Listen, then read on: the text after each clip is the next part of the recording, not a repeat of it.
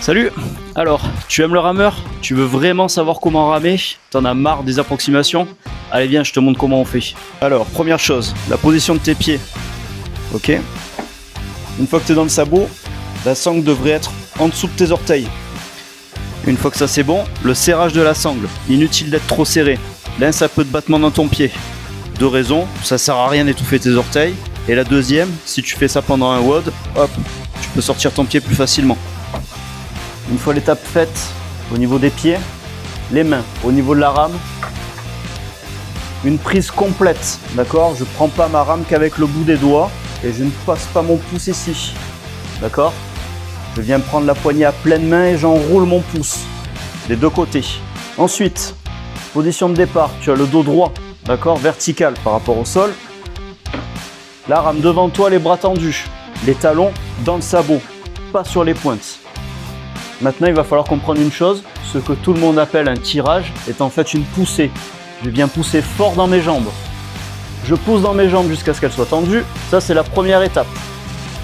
Deuxième étape, l'inclinaison du buste, légèrement vers l'arrière. Inutile de se coucher plus que ça.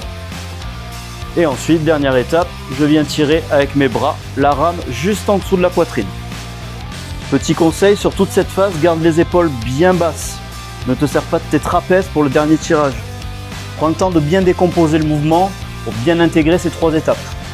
Maintenant que tu as intégré toutes ces étapes, l'aller ne devrait te prendre qu'une seconde au maximum. Il faut que ce soit explosif. C'est ici que tu vas développer toute ta puissance sur le rameur. Maintenant, la phase de retour, tu es dans cette position. C'est exactement l'inverse.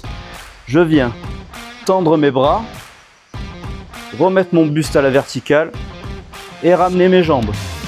Toujours pareil, en ne décollant pas le talon. Détail important au niveau du retour, quand tu viens tendre tes bras, redresser ton buste et ramener les jambes, ta chaîne doit rester bien horizontale. Il ne doit pas y avoir de battement dans le mouvement. D'accord? La phase de retour devrait te prendre au moins 2 fois plus de temps que l'aller.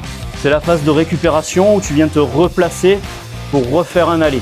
Si tu ne prends pas le temps sur le retour, tu ne récupères pas et tu ne gagnes pas de temps ni de distance sur le rameur. Bien au contraire, il y a de grandes chances que tes jambes te brûlent rapidement et que ton cardio explose. Voilà, tu as toutes les étapes, on va assembler tout ça.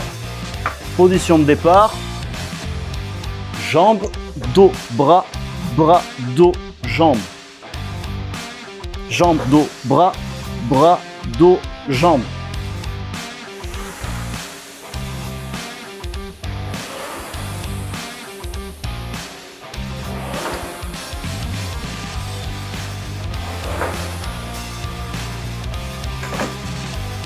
Voilà, maintenant tu sais ramer. Prends bien le temps de travailler toutes ces étapes les unes après les autres et je te garantis que tes performances au rameur vont devenir bien meilleures. Allez, salut!